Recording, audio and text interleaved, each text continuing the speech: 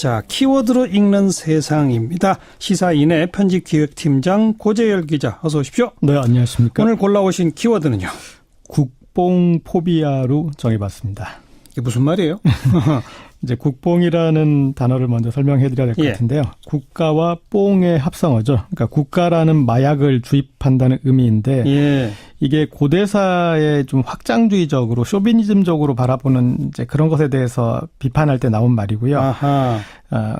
어떤 과도한 애국주의 그리고 국가주의에 경도된 문화 콘텐츠, 그래서 이런 애국 심파물들을 일컬을 때 많이 사용하고 우리가 마치 국가대표팀을 응원하듯이 이런 국가주의를 응원하게 만드는 어떤 감성팔이를 한다. 그렇게 이제 비난할 때 사용하고 그런 거에 이제 매몰된 사람들을 국바라고도 하고 반대로 뭐 국가라는 말을 또 쓰기도 합니다. 네. 근데 국뽕포비아라는 것은 그런 그 국뽕, 즉 애국 심파물 이런 거를 싫어하는 거?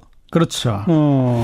이게 이제 그런 이 국뽕이라는 경향성을 기피하는 이제 이런 현상인데 이게 이제 어떻게 형성되는지 그 과정을 좀 살펴볼 필요가 있습니다.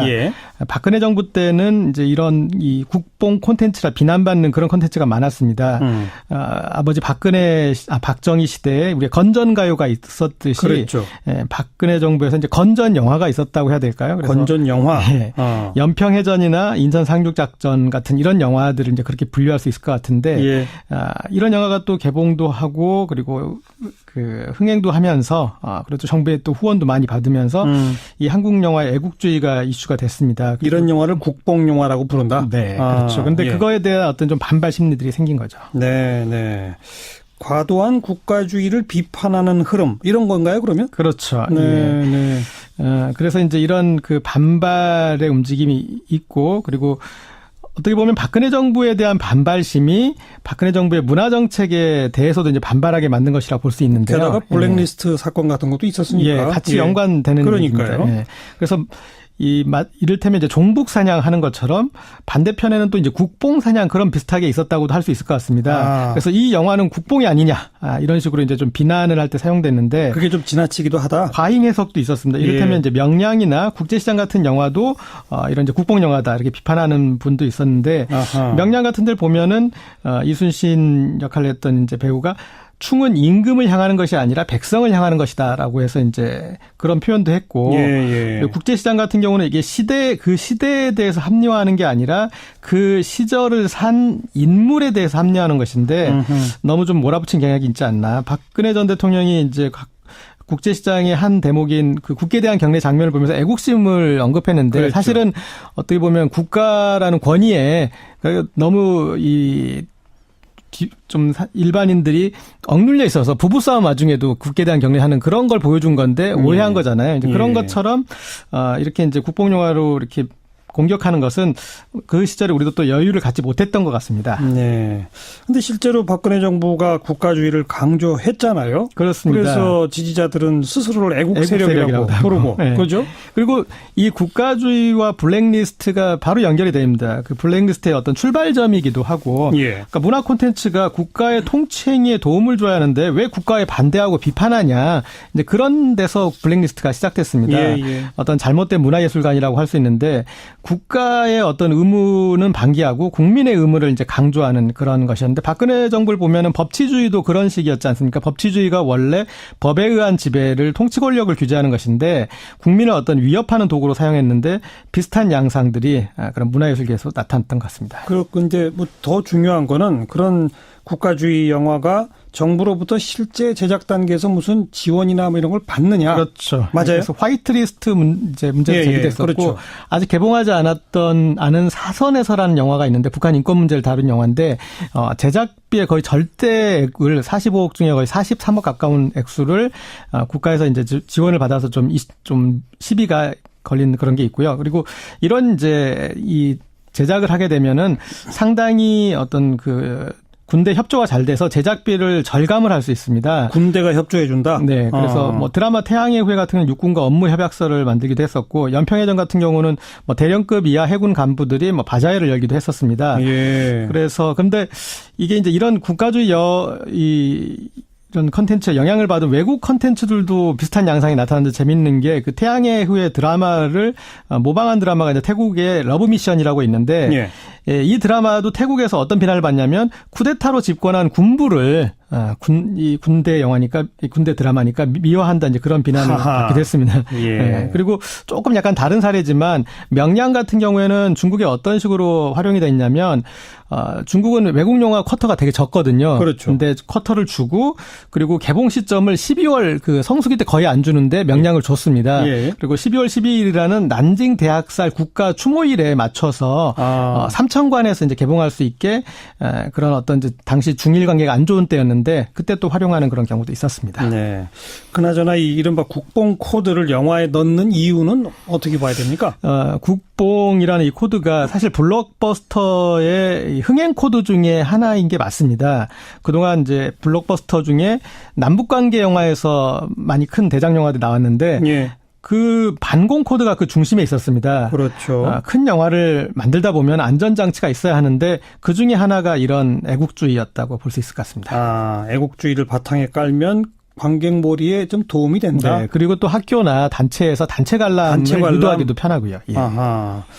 자, 그런 영화계의 흐름, 이제 문재인 정부 들어서는 좀 변화가 보이나요? 시기적으로 이제 문재인 정부 들어서 영화가 변했다고는 볼 수 없습니다. 지금 새 정부가 출범한 지 아직 2달밖에 안 됐고. 얼마 안 됐으니까. 영화라는 게 후반 작업, 촬영 기간, 기획 기간 이게 워낙 길기 때문에 지금 나온 영화는 사실은 박근혜 정부 후반기 영화로 보는 것이 맞을 것 같은데요. 그렇죠. 근데 어쨌든 간에 지금 개봉하는 영화들은 이전에 박근혜 정부 시기 영화들과 확연히 차이들이 보입니다. 박열, 택시운전사, 군함도가 개봉하거나 개봉을 앞두고 있는데 근현대사를 재해석하는 그 영화들인데 국가의 주의에 대해서 좀 새로운 해석을 보여주고 있습니다. 어떤 차이입니까? 새로운 해석이라는 게 뭐예요? 네. 단적으로 얘기하면 그 전에 영화들이 이제 국가주의, 이제 국가 애국주의 영화였다면 이런 영화들은 국가의 질문을 던지는 영화 이렇게 아주 한마디로 비교할 수 있을 것 같습니다. 국가란 무엇인가, 국가는 어때야 하는가 이런 이제 질문을 던지는 영화들인데요. 우리가 세월호 사태나 탄핵 촛불 집회를 겪으면서 국민들이 가장 많이 했던 얘기가 이게 나라냐, 그렇죠. 그리고 국가는 뭐 했냐 이거잖아요. 그런데 영화를 통해서 이 질문을 던지고 있다라고 볼 수 있을 것 같습니다. 그럼 아주 극단적으로 정반대의 접근이네요. 그렇습니다. 하나는 그냥 무조건 애국 그런 거고 하나는 나라는 국가는 뭘 해야 하는 것이냐. 그래서 이제 수준 차이도 그 적을 상대방을 어떻게 그리느냐에서 단적으로 나타나는데 이전에 이제 국가주의 영화에서는 당연히 이제 적은 1차원적인 선악구도로 악으로만 보여지는데 이런 이제 영화에서는 그들의 입장도 헤아려 보고 그들의 논리도 한번 같이 고민해주고 그런 면에서 어떤 그런 상황에 대해서 복합적으로 다면적으로 생각할 수 있는 계기를 열어줍니다. 그 박열, 택시 운전사, 군함도 이 세 편의 영화를 좀 하나하나 짚어보죠. 박열 이미 개봉했죠. 그렇습니다. 상당히 이 상대적으로 저예산 영화임에도 불구하고 흥행가도를 달리고 있고요. 흥미로운 것은 이제 박열이라는 아나키스트 독립운동가를 다루고 있는데 초반에 보면 좀 헷갈려요. 이게 이 사람을 긍정적으로 다룬 건지 아니면 부정적으로 다룬 건지 너무 치기 어린 그런 이제 이 행위로 이렇게 보여지게 만들거든요. 그런데 감독 스스로 의문을 가졌던 것 같습니다. 박열은 정말 어떤 냉철한 철학과 어떤 그런 자기의 논리가 구축되어 있었던 것인가 아니면 어떤 분노의 표현이었던 것인가 그런 걸 질문을 던지면서 거품을 걷고 그렇게 이제 보게 만들고 물론 이제 후반부로 가면은 그런 털털함 뒤에 어떤 결기가 있고 그리고 그 뒤에 이 깊은 셈법이 있었는지도 보여주기도 하는데 주변 인물들을 보면 그냥 건달 독립운동가 정도로 이렇게 묘사하고 재미있는 것은 여기에 착한 일본인들이 등장한다는 겁니다. 박열의 애인이나 아니면 변호사의 그래서 이 국가와 상관없이 이제 정의를 구현하는 이제 그런 인물들이 있고 이전에 영화 암살에서도 이 조선 독립을 위해 목숨을 바치는 일본인이 나오죠. 그리고 이제 그 영화에서 일본인이든 조선인이든 민간인들은 죄가 없다 이런 대사도 나왔는데 어떤 이제 그런 그들의 입장도 헤아리는 것이 인상적이었는데 이 이준익 감독이 전편 동주에서도 그렇고 이번 이 박열에서도 일본의 국가주의에 대해서 한번 좀 꼬집는 부분이 있습니다. 뭐라고요? 어떻게 꼬집습니까? 그러니까 일본의 국가주의를 아주 간단하게 해석하면 우리는 아시아에서 가장 빨리 먼저 문명 국가에 진입을 했고 예. 우리가 다른 아시아 국가도 문명 국가를 이끌어주겠다. 이게 어떤 대동아 공영권의 기본 국가주의인데 그랬죠. 예, 이 영화에 보면은 계속 일본 그 형사나 이제 사법부에서 이 이제 윤동주나 박열의 행위에 대해서 공격할 때 그 논리로 가는데 그 예. 논리가 논리가 얼마나 이제 허위의식인지 그런 부분을 이제 공격합니다. 그래서 일본을 공격하는 게 아니라 일본 제국주의를 공격하는 좀 약간 정치한 모습을 보여줍니다. 예. 일컬을 때 많이 사용하고 우리가 예. 마치 국가대표팀을 응원하듯이 이런 국가주의를 응원하게 만드는 그 어떤 감성팔이를 한다. 그렇게 이제 비난할 때 사용하고 그런 거에 이제 매몰된 사람들을 국바라고도 하고 반대로 뭐 국가라는 말을 또 쓰기도 합니다. 네. 근데 국뽕 포비아라는 것은 그런 그 국뽕, 즉 애국 네. 심파물 이런 거를 싫어하는 거? 그렇죠. 이게 이게 이제 그런 이 국뽕이라는 경향성을 기피하는 이제 이런 현상인데 예. 이게 이제 어떻게 형성되는지 그 과정을 좀 살펴볼 필요가 있습니다. 예.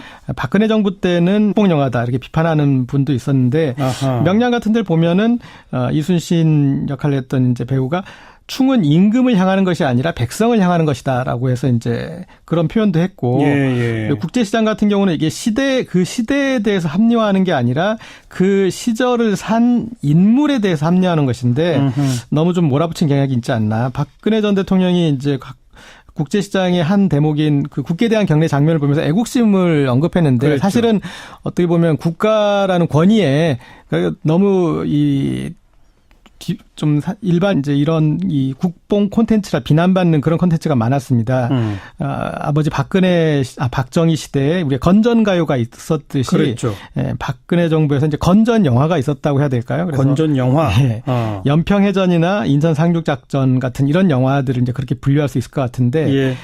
이런 영화가 또 개봉도 하고 그리고 그 흥행도 하면서 그리고 또 정부의 또 후원도 많이 받으면서 이 한국 영화의 애국주의가 이슈가 됐습니다. 이런 영화를 국뽕 영화라고 부른다. 네, 그렇죠. 근데 예. 그거에 대한 어떤 좀 반발 심리들이 생긴 거죠. 네.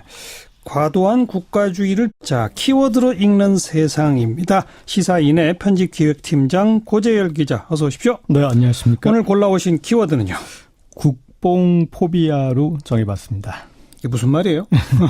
이제 국뽕이라는 단어를 먼저 설명해 드려야 될 것 같은데요. 국가와 뽕의 합성어죠. 그러니까 국가라는 마약을 주입한다는 의미인데 이게 고대사의 좀 확장주의적으로 쇼비니즘적으로 바라보는 이제 그런 것에 대해서 비판할 때 나온 말이고요. 아하. 어떤 과도한 애국주의 그리고 국가주의에 경도된 문화 콘텐츠 그래서 이런 애국 심파물들을 비판하는 흐름 이런 건가요 그러면? 그렇죠. 네. 그래서 이제 이런 그 반발의 움직임이 있고 그리고 어떻게 보면 박근혜 정부에 대한 반발심이 박근혜 정부의 문화 정책에 대해서도 이제 반발하게 만든 것이라 볼 수 있는데요. 게다가 블랙리스트 사건 같은 것도 있었으니까. 같이 연관되는 그러니까요. 얘기입니다.